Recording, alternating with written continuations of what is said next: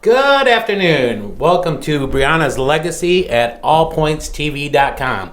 My name is Sam Jahari, and today I have a special guest with me from the Odyssey house, Kristen Centers. Hello. Welcome. Thank you. Glad to have you. Just to give you a little background on me and how we got here. My daughter Briona, she overdosed on heroin a little over 4 years ago, and through it all, a couple days later, a friend of hers also passed the same way. And as I started speaking out about this, I realized that there's an epidemic, and this epidemic just doesn't really seem to be going away. I feel it just keeps getting worse. So what we do is we formed a community parent group at the time, and we wanted to hit these kids with this message of this addiction and this drug abuse that's happening all around us, and these people, these kids that are dying. And we went into high school and junior high schools, and we did the presentation called Chasing the Dragon.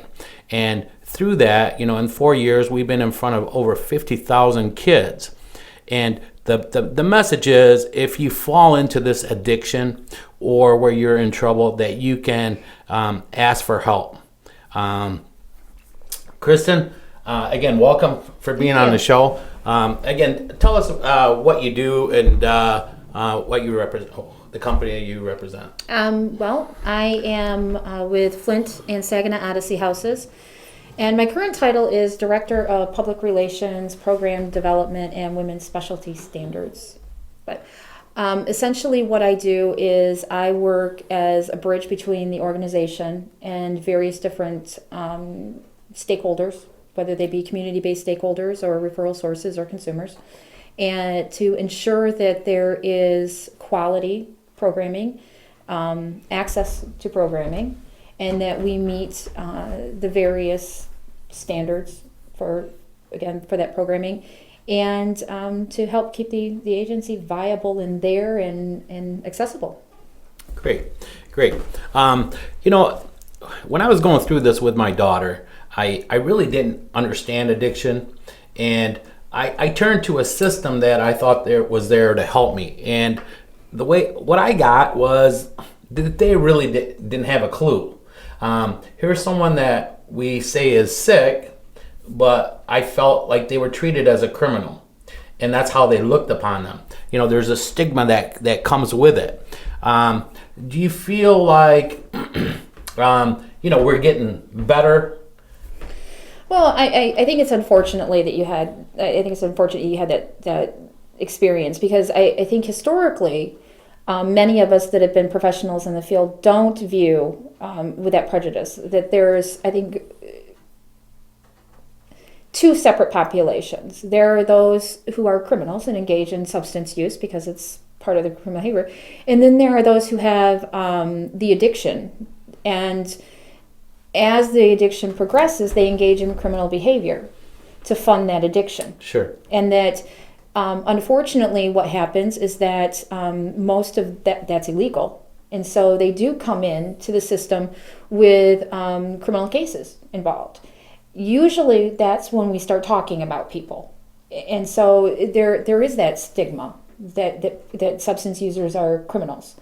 I think what's happening now, and I can see it in our own census at Odyssey House, is that at one time, if I did interviews with people entering into the program, 75% would also be on probation or have some kind of criminal case.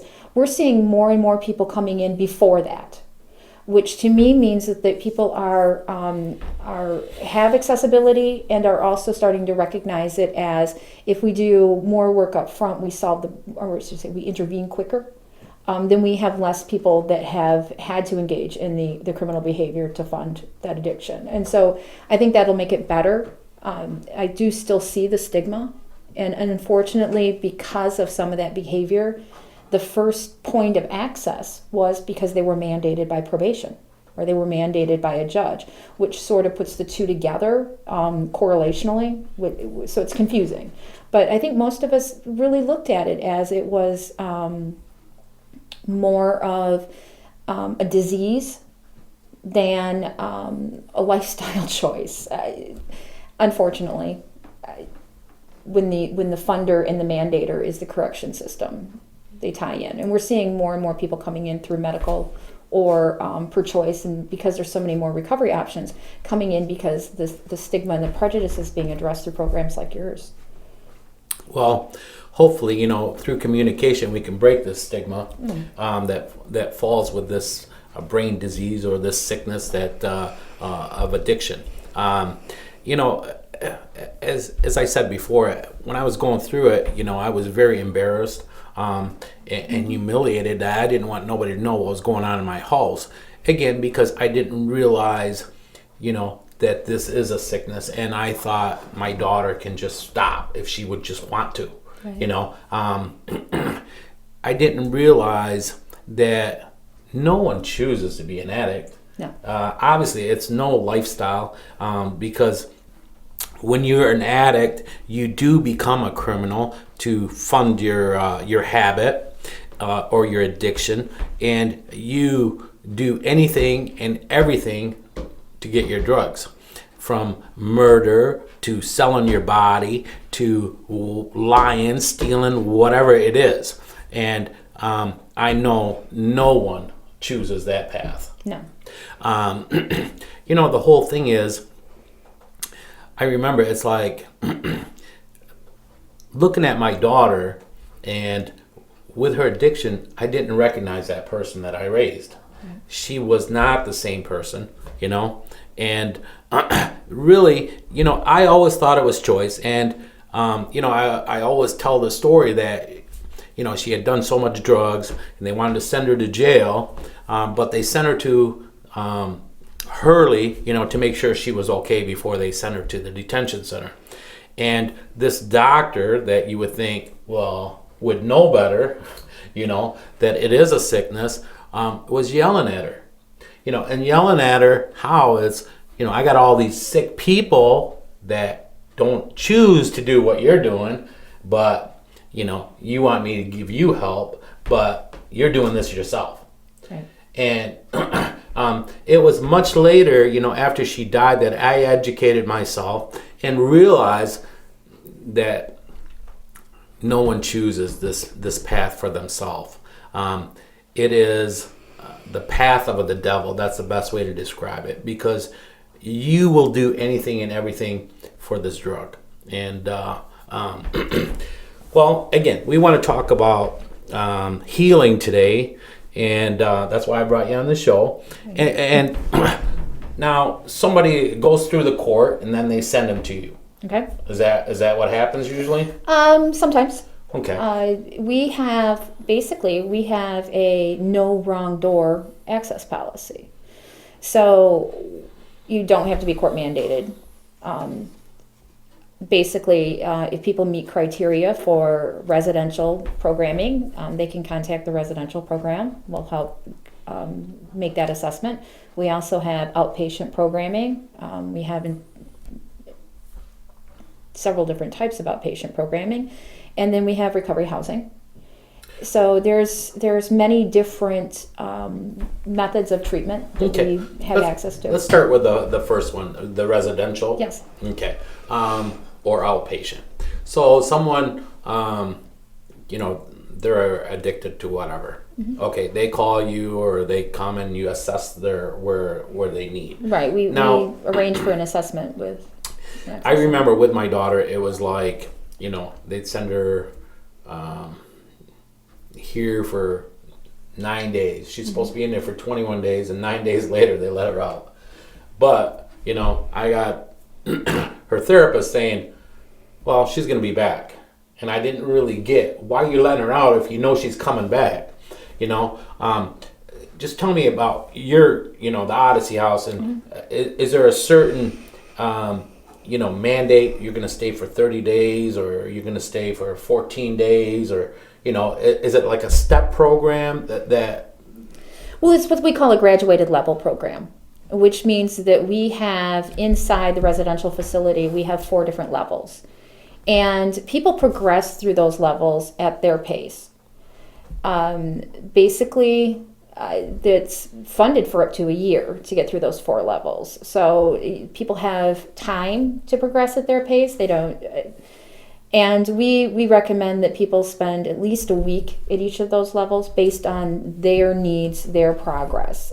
Humans are individual. Nobody comes to us from the same exact place. Sure. So it doesn't make sense for them to have the same exact treatment experience. But one of the things is because of that graduated level program, it does take about 6 months to a year in residential. And then we have a re-entry piece to that. And then we have the follow-up part of that, where it's outpatient or recovery coaching and peer support services. And there's a full continuum. For me, it doesn't make sense, and for the organization, it doesn't make sense to have somebody take like 2 swimming lessons and then put them on the high dive. Just start really slow, and as you're re-entering in, and so that's built into the system. Yeah. See, I mean, I went through 2 years of hell. I don't ever remember hearing of the Odyssey House or being sent that route. Is it? Do you have to be over like a minor? Can they come there? Well, we are for adults. Adults. Okay. So That's people why I have never to heard be of that. 18 or over to be I able see. to come into the programming. So we are for adults. Now our residential program is a family program. It's what's called a Women's Specialty Services program for a large part of it. And so people, both mothers and fathers, can bring their children with them. And we do have children, minors, that are there with their parents up to the age of 18. So we do have minors who are receiving services for, in many cases, prevention or early intervention services based on what's happening with the family. We all know that in many cases there is a pattern of substance use in generational patterns of abuse within family systems. So we like to engage everybody in the family to make sure that we are breaking that chain and stopping the cycle. For those that don't understand addiction, let's just go through this for a minute. Now, as far as what I got, addiction is someone that just feels inapt. They could be, the captain of the football team. The girl can be, very outgoing and very friendly or beautiful, but there just seems to be something lacking in these addicts that they get from the drug or from the alcohol that makes them kind of complete, I guess, or that euphoria.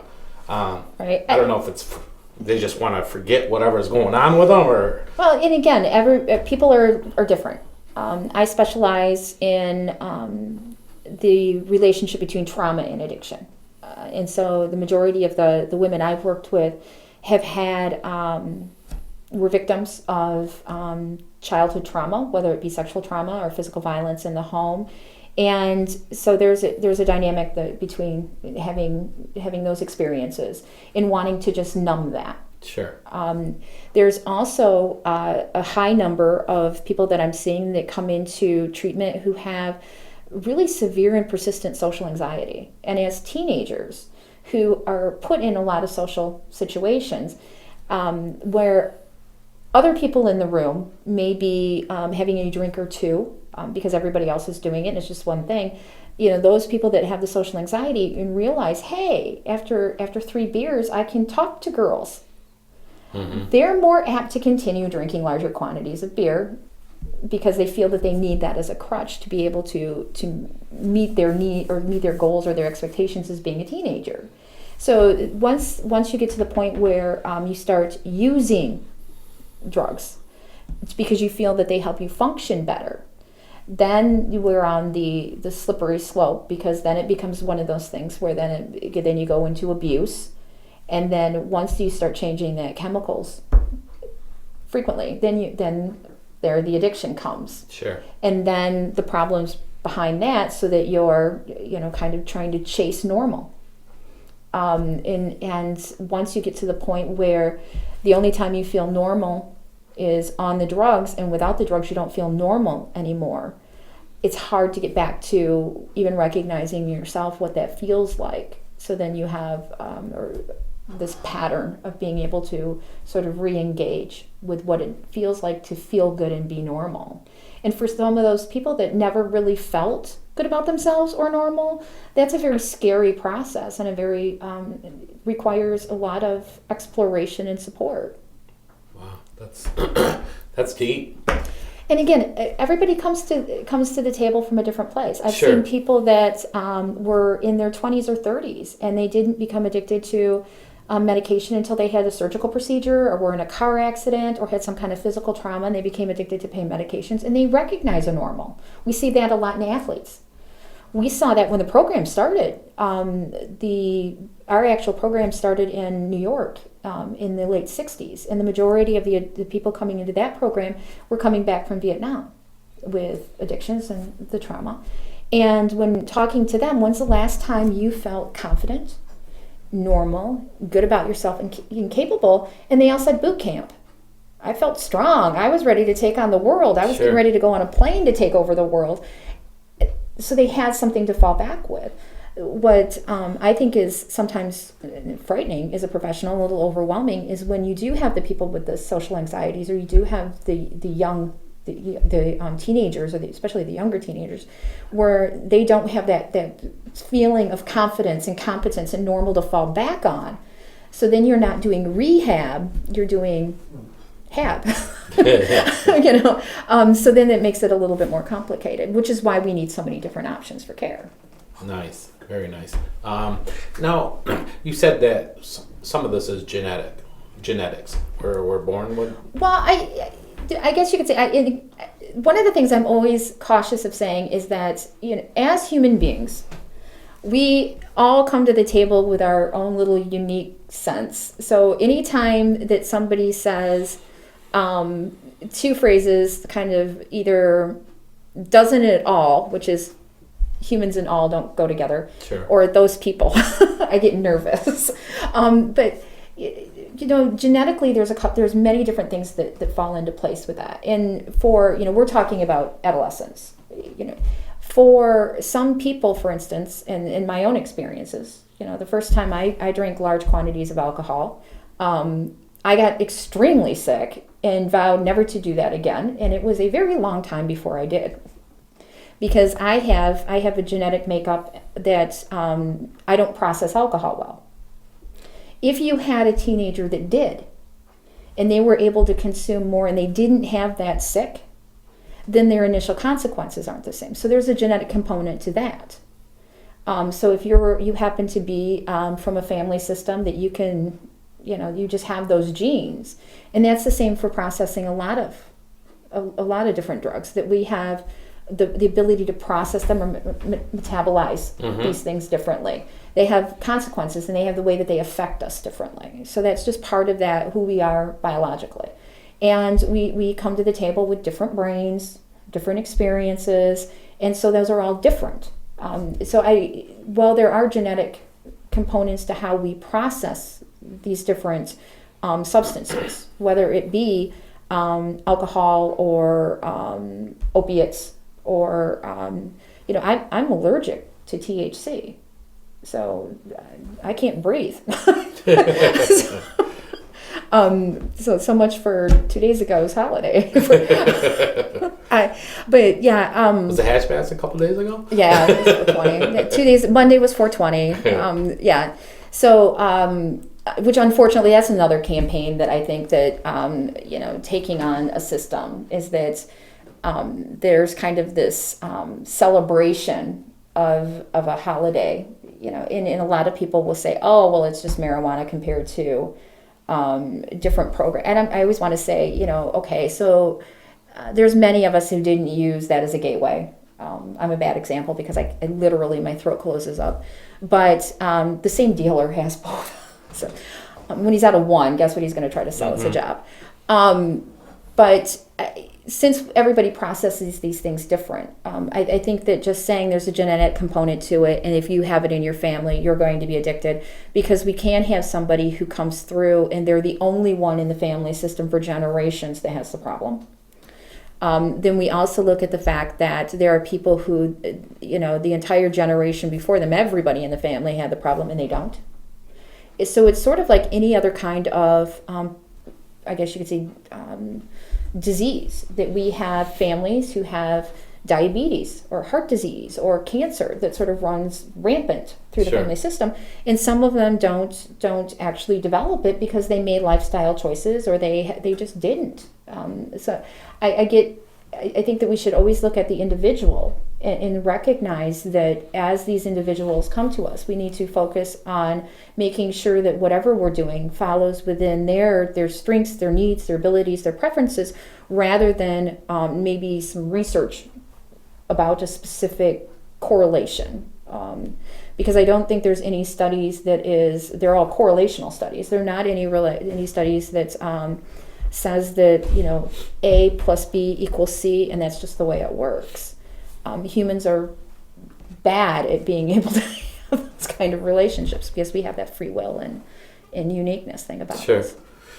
Now you said when people come to you, you have treatment up to a year. Right. Okay. Well, residential treatment for up to a year. Up to a year. Okay. It's a chronic problem. I mean, personally, and it's hard to get it, again, for a system, because there is a cost to this. Quite frankly, we know that the longer people are engaged in some kind of treatment and or support systems throughout, if you can get as close to 7 years as possible, great. But if for a long period of time, then the more successful people are going to be. It is making a total change, depending again on whether or not we're talking rehab or Sure.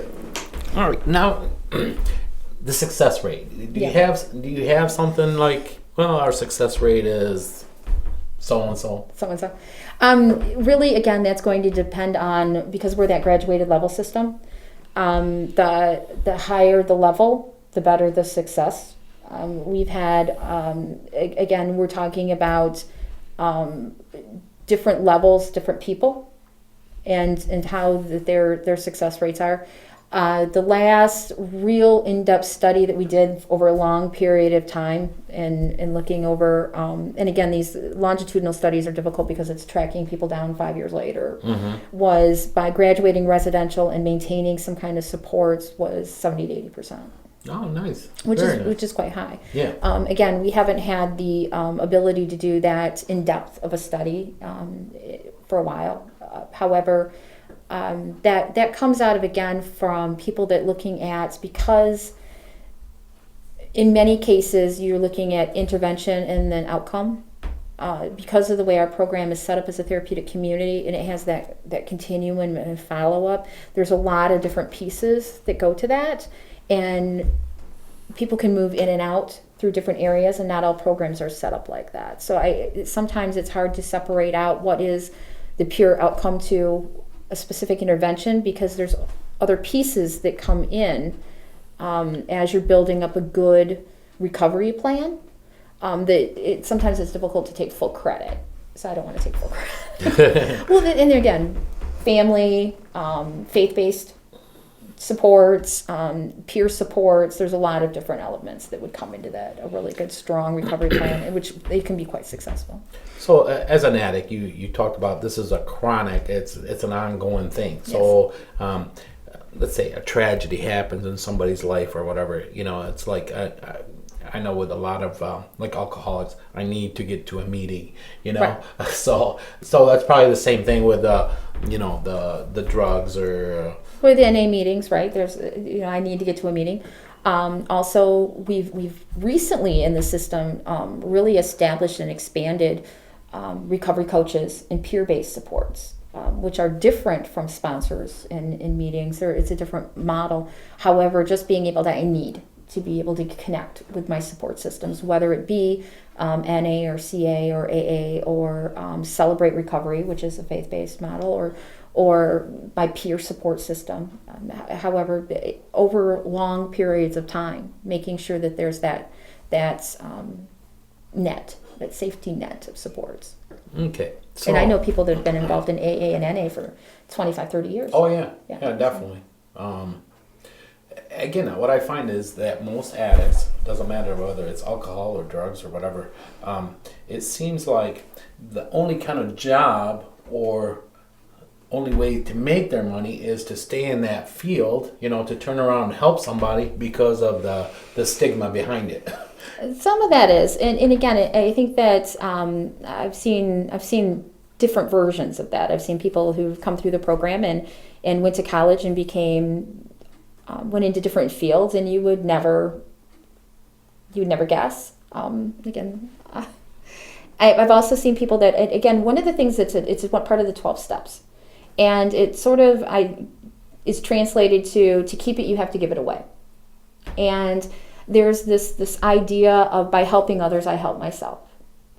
And so you see many who go through the field that really have a very, very strong commitment that's saying, somebody took the time to save my life, I'm going to pay that back. And that's part of that process of staying on track and helping others. And that's why you see people that who become sponsors, who take this on. And many want to go into the field. I think the field can be more forgiving based on, again, lapses and holes in people's employment records. Also, in working with people it's like, well, we know you're a felon. And so, we know that you've done these things. And so more willing to take risks in hiring people with criminal histories because we've seen them go through the process of change. However, I think the majority of that comes from that commitment that I've seen somebody spent time saving my life. And so it becomes a mission rather than how can I make money and take care of my family. And so I think people that go through that process that have that, it's more of a spiritual mission than a strict career choice. Well, with me, it's like I was hurting so bad losing my child. Mm-hmm. I just felt like I dropped the ball somehow, where I did everything that I knew what to do, but I still lost my child. And in return, I fell into a depression, and I was very angry. But I wanted to turn my anger into something positive. And I was hoping that I couldn't save my daughter. I was hoping that I could save somebody else's child. And this has just turned into a calling for me. Yeah. I got thrown into, speaking at these presentations, and that's all I think about. How can I make this presentation better? How can I really, really reach these kids? And it's been very healing and rewarding for me in that sense. It's not about the money, but when you're walking off and somebody's calling you a hero or something, it's just like, wow, or you get somebody that sends you a text and, hey, you saved my life. It's like somebody just threw ice down your back, and that is so rewarding in itself.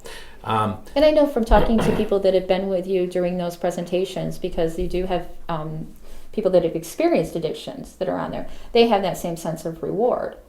Many who are addicts have lost people, and they've managed to save themselves, but they want to make sure that they get as many other people into the lifeboat as possible. Yeah. So it's great that you offer them that opportunity. Well, they can speak from experience. All I can do is speak from as a parent that lost. So we bring a lot to the table, mm-hmm. and I can't speak of experience of what somebody else is feeling, the addiction or whatever, but I know that we've had a lot of kids that lost their mothers or fathers or their brothers or sisters, so they can relate to what I'm feeling in that sense. And again, I think that one of the things is that when we look at this epidemic that's happening, this is a systemic problem. This is a community problem. It's not a those people problem. And so everybody who comes in, they have family members, they have co-workers, they have friends who care deeply. and don't know what to do. Exactly. And so that's one of the reasons why I'm so happy that there's organizations, for instance, like yours, and then also Families Against Narcotics, which is now in Genesee County over on Belsey Road, Church of the Nazarene. And they give parents and families and friends an opportunity to recognize that they're not alone in this struggle, that it doesn't have to be isolated, that there's no reason to feel ashamed of yourself, that there's other people who are going through this experience and have that same. And I know that, again, these systems weren't there when you were going through this, but I'm seeing more and more. Sure. I actually have a conflict now that there's 3 fan meetings on the same day, same second Tuesday of the month, and I'm trying to be in 3 places at one time. But again, being able to have those supports to navigate people towards that didn't exist back in 2011. Yeah, I went to Senator Levin's coalition group last year, and that's what it is. It seems like coalition groups are just popping up. Right.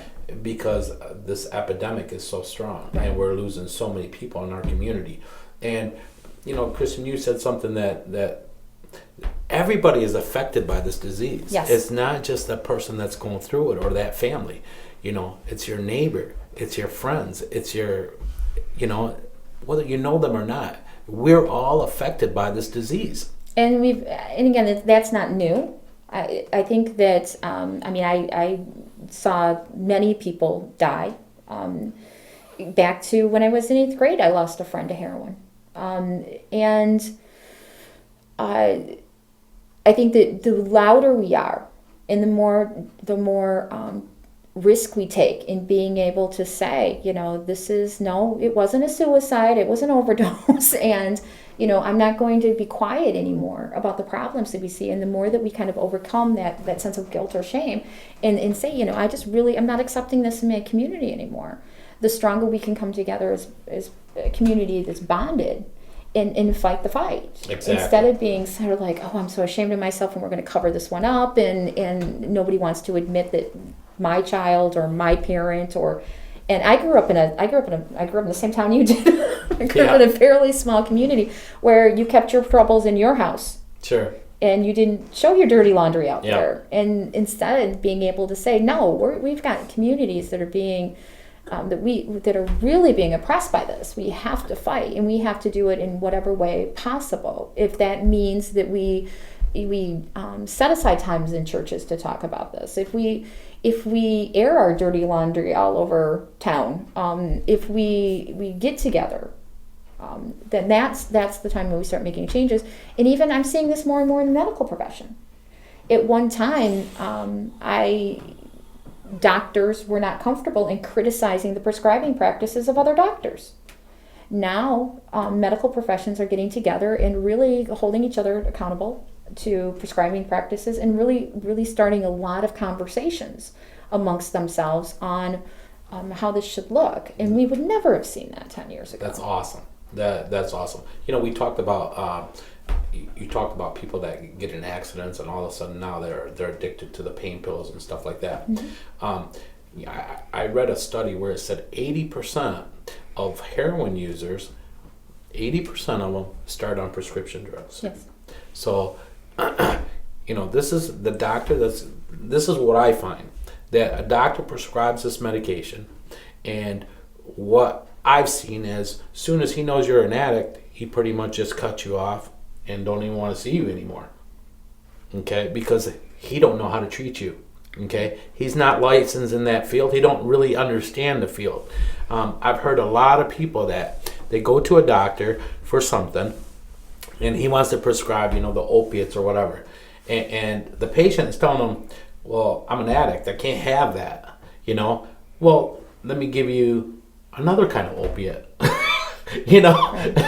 It's like, no, doc, I can't have that either. Right. So the addict really knows more about what's going on with them than the actual doctor. We talked about there's almost 1 million doctors, and there's about 2,500 doctors in our country that specialize in addiction. The addictionologist. However, that number is growing. Well, right. I do like that one. And again, I think it's more about that recognition And again, for the system to be able to start expanding and being supportive of that. And one of the reasons that you saw that is for somebody to be an addictionologist, they have to have more education. So they have to add this additional certification in specialty. And that additional certification in specialty doesn't earn them any more money.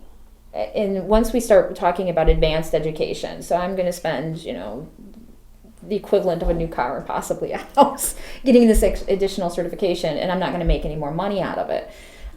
We have many more people that are going in that are more mission driven, that are more that are looking at this as more a holistic system, and willing to invest that. And so it's making it easier to find addictionologists because let's face it, I mean, when you have to spend, when you're going to be paying back student loans for 30 years to be able to provide a service, it makes it hard to do that unless it's personal and unless you have that mission behind it. This is what I don't understand. As a country, okay, we have to know our failures.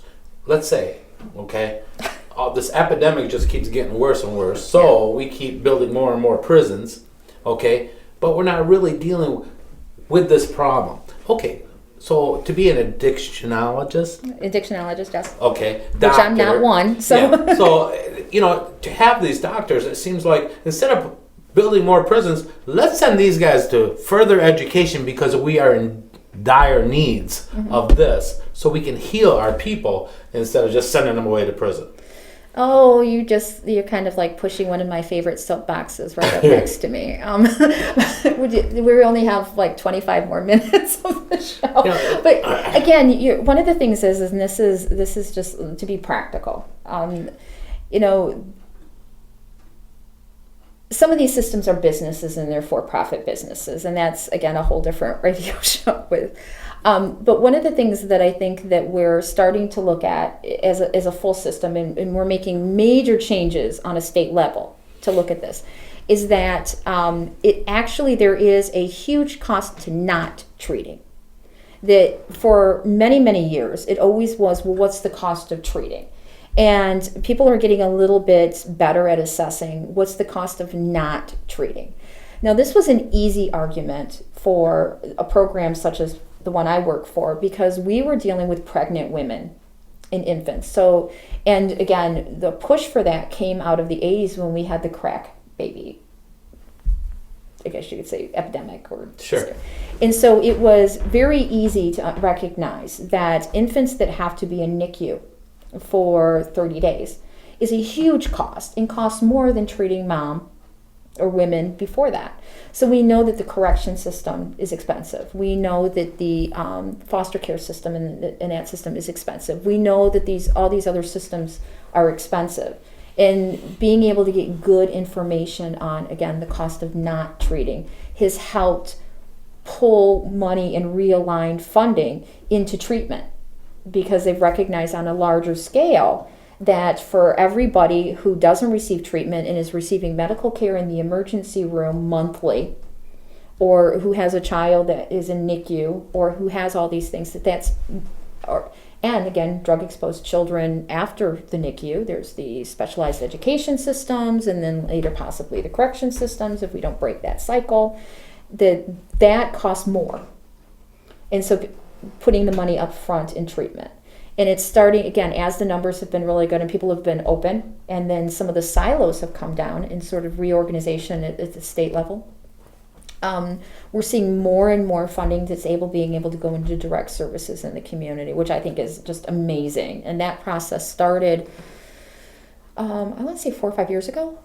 And again, getting huge bureaucratic systems to move it's like watching a glacier. It's very slow, and it can be very frustrating, but it really is moving.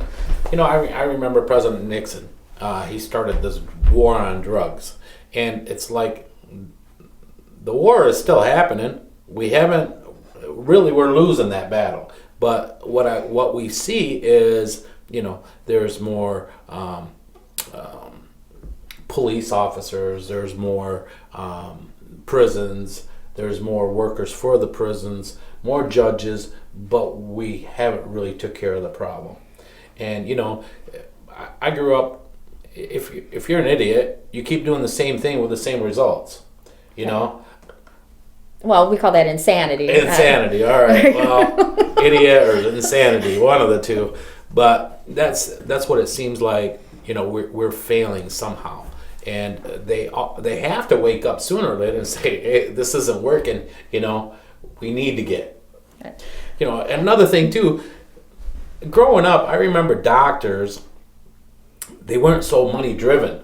You know, it was like a calling to save lives or to help people. You know, that's why they become doctors. And now it seems like they're just so driven by the dollars, you know, and greed, not so much to help people. Well, in defense of doctors, I'm going to say it's not just them. I think as a culture, we're very much a consumer culture and a money-driven culture. We sort of celebrate people who get rich, and so I think everybody, or I shouldn't say everybody, because I just broke into my own rules. But as a culture, we're very much focused on the profit and how much we can accumulate.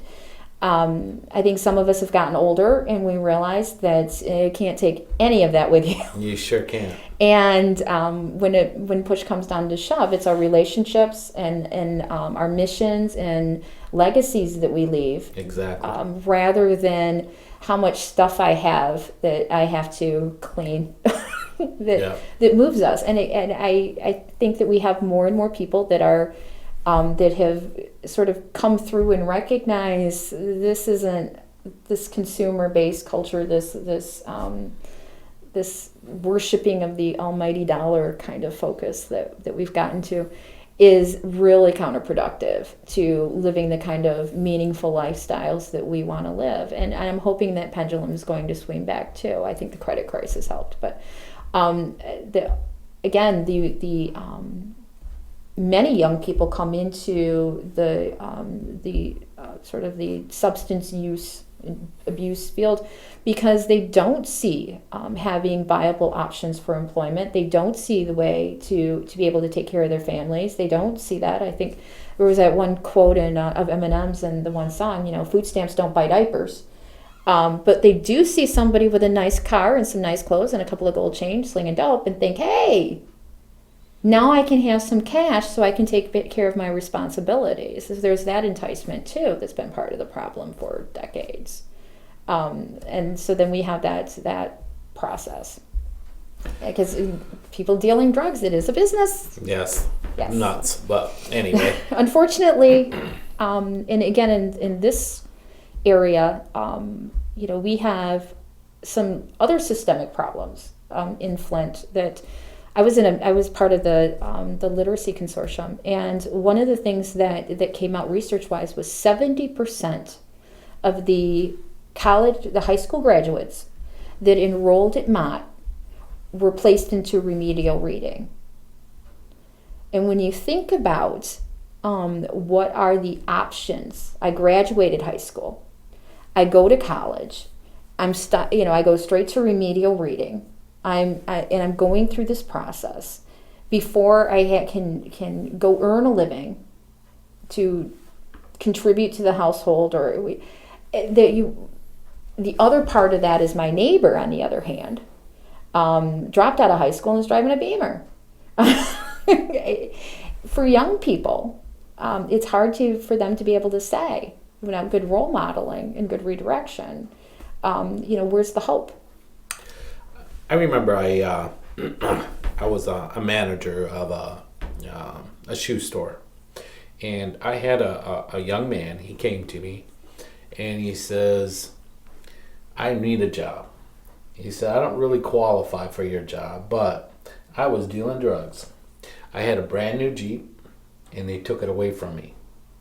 Our system took it away from him because that's how he made his money, and." Because he was so honest with me, I could not say no to this guy because he wanted to change his life. And to be honest with you, this guy, I mean, I gave him a chance and he worked out really good. and he ended up, getting into city fire department, and he did something with his life, and that's where I believe he retired from. We all need, a second chance, I guess. We all need role models, or we all need, there's a lot of wrongs in our society. Too many people, too many single moms having kids with no dads, or whatever. We can't take care of all, but the whole thing is all of us together, we can make change. And that's what I strive for, with Briona's legacy and stuff. And because I want to bring people to the table so we can make change, so we can help these people that are struggling with this addiction. And there's a lot to it than just, being an addict, obviously. And that's one of the things back several years ago, we sort of started aligning ourselves with the concept of it takes a village. Sure. And even our website is odysseyvillage.com. I mean, so one of the things that looking at is being able to be more and more involved with the community. We made a decision back in 2011. As a therapeutic community has always been kind of this oasis and this, kind of very much so walled off as a protective space. And so we started looking at how can we sort of knock the walls down, so to speak, and expand the core of our therapeutic community into the community around us. And that's involved things like engaging with the second Friday art walks downtown and being part of some of these other community events and doing things like this, or doing Chasing the Dragon presentations that you were doing. So that looking at the idea of being able to say we all need to move away from the idea of my funding or my consumers or my and start looking at the idea of how do we as a community do this, and again as a therapeutic community specifically designed to be able to help move and change from sort of this strategic or framework and based on a system that has transformational leadership. It made more sense that coming out from inside the walls and saying this is how this process looks, and being more open engaged and looking at the idea that again I as a substance use counselor was sitting in on meetings for the Literacy Council and thinking, why in the world would you do that? What part of promoting literacy is connected to doing substance use counseling? Well, there's that hope piece. One of the programs that we have that's aligned with the Flint Odyssey House is the Strive program, which is a workforce development program. It's working with people who have sort of that chronically unemployed, who are hard to place, who have maybe don't have positive role models for people in their family that have worked, or who have histories or problems, and they go through this program and then have lifetime case management follow-ups and supports to keep them employed, and they have wonderful outcomes for people that come, like 90%. That's awesome. I wanted to cover that with you too. I know as addicts, they burn every bridge that there is, or everybody that loves them and supports them, they steal from them, they do everything to them. So, as a parent or whatever, it's not that you give up on your child or on your loved one, but you don't know what to do. They're like a cancer. And right, and you're tired of being hurt. Exactly. Right? It's hard to hang on and it's hard to let go. So you're caught in between. Now, for these addicts that don't have a home to go back to, let's say, what is it that is there something that you guys do for them there? Well, we do have again, we have the residential program, but we also have recovery housing options that are expanding, and that's something that's not new. However, is much more readily available and more recognized as a viable support. And so for recovery housing options, that we have both for single men or women, and then we have recovery housing for families. I see.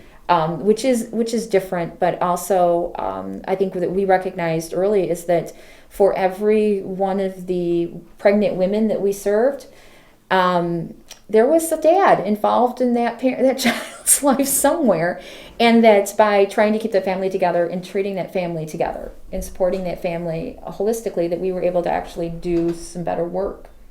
So that again was stepping out there. We now are able to have single men with their children. That maybe it's mom that's not Sure. able. I mean, you have that experience of saying Yep. maybe it's mom that's not able to be the full-time parent, and dad wants to step up and do that. And so he has the option of either, both in residential and in recovery housing, doing that.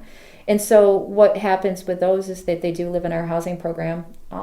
We have one that's set aside for people that meet chronic homelessness, and then we have others that are, and they're required to participate in substance abuse treatment through outpatient, receive recovery coaching, and do drug screens and all those kind of things to make sure Nice. that So it's you hold them accountable. Yeah, for a recovery Exactly. environment, absolutely. Sure. And there's the pressure of living with people who are also in recovery, so you have that peer pressure in your house, so that people can again get back on their feet, solve some financial difficulties, build that get their sea legs underneath them, so to speak, so that we have people not going out of this acute residential off the high dive into right back to where they came from.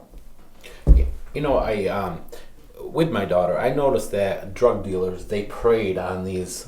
What's a job? I mean, it's kind of like, you said you ran a shoe store. Sure. That means that when you're not at work, you're looking to see what people, those tennis shoes are looking kind of scruffy. I mean, so it's a job. That's their job. That's how they earn money. So of course they're constantly looking at how to increase their income. They're not enclosed or when they're in the housing or whatever. They come and go as they please. So, but that's why you do the testing and stuff. That's like why we that. do the testing, and that's also one of the things I found is that when people do come in, when people do go out of residential and they go back into where they were, that there's the old places and the old faces kind of thing. Yeah. And so, the dealer still lives around the block. Sure. Or next door. Right, yeah. And, they lost a customer for a while, and Yeah. part of their income just returned. So, of course, they're going to see whether or not that you're really clean or you're just playing because the judge told you to. It's helpful for many that they have more time away from that. I mean, there is something that says that no matter where you go, there you are. So, Sure. sometimes You geographic can't run away moves, from yourself, right? put You it can't that run way. away. That's right. So sometimes geographic moves don't solve the problem. However, being able to have a strong support system in place, whether it be living in recovery housing or having a recovery coach or being involved in AA or NA or Celebrate Recovery or any of these other support systems, that's very helpful because you do have somebody to call, you do have somebody to be with, you do have somebody to help buffer or run interference in that system. Nice. Which is helpful. That's great. And not only helpful, I think necessary. You said you touched something where people that have like no job knowledge or no job skills. So there's certain training or stuff like that Right. for them to get back. I don't know. Right. We started through Odyssey House. We started the Strive program back in 2001, a long time ago, and it's been very, very successful. And that is they have a core program, and then work with after people complete that program, they help place them in employments and they support them as they go through that and do outcome studies so that they're looking to see if they're still placed and earning income after 1 or 2 years. And they've been very successful. And that's looking at, in some cases, you may be, and I had the experience of, I was the one of the few people in my family that graduated college, but I'm the first person to complete a master's degree. I mean, so we all have where the people that we have, they may not have had work experience, They may not have had, maybe they didn't go to school. There's nobody in your family that went to college, and you don't even know how to navigate the system to be able to get into a technical training program or a college program to be able to earn a decent living. It's hard to raise kids on minimum wage. Sure. And so there's one of the things in being able to have systems in place that help people meet the needs that they have without falling back into the quick money temptations they may have had in that life. Awesome job. That's great, Kristen. I learned a lot today about your job. Oh. Where I kind of knew, I just thought you were like a rehab place, and then. Well, and again, we are. However, but there's a lot more to people it are complex, and so anytime we come up with solutions, those need to be is complex, and so we need to look at, if we're going to provide holistic care, we have to look at the whole person and have options of what all needs to be put in place. Definitely. And some of that is balancing addiction to opiates with chronic pain, with surgical needs, or being able to look at, as a parent, parenting stress may be one of your number one difficulties. So we need to make sure that people have parenting supports, because a house full of sick kids, we see people may want to say, I'd go have a couple of drinks to calm down from that, but not if you just got out of treatment. And so we just need to have a lot of viable options for people. And again, the more that you're able to feel successful, and that's by taking care of your family, by having a job, by having connections, by, again, being able to give back. The more that people are able to feel good about themselves, to feel accomplishments, and have a sense of autonomy and control in their lives, the better their outcomes are going to be. Great. I want to thank you today for coming in.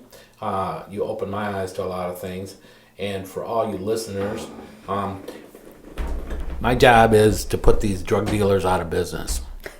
Plain and simple, guys. I always talk about this, it takes a village, okay? One hand does not clap by itself. That means we need to come together, all of us need to come together and really put a damper on this epidemic and kick its ass. There's a lot of things that doctors are changing, how they're giving out, drugs like candy.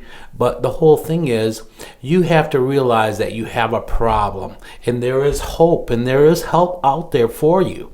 Reach out. Get the help that you need.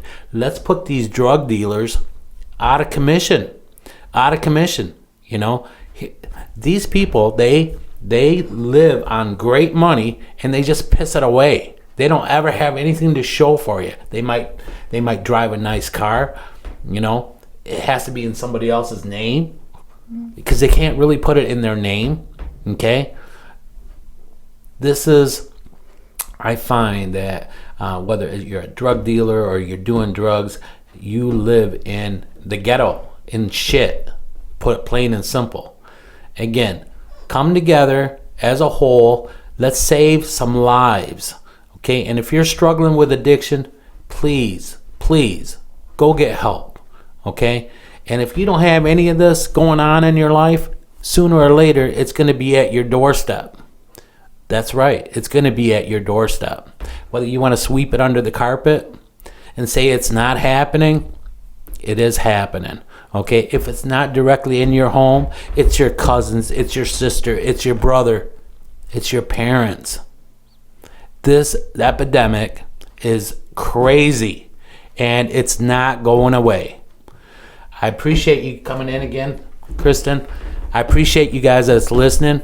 Please, let's come together, okay, and really kick this thing's ass. All right? Thanks for listening. God bless. Thanks for having me. Hope you have a great day.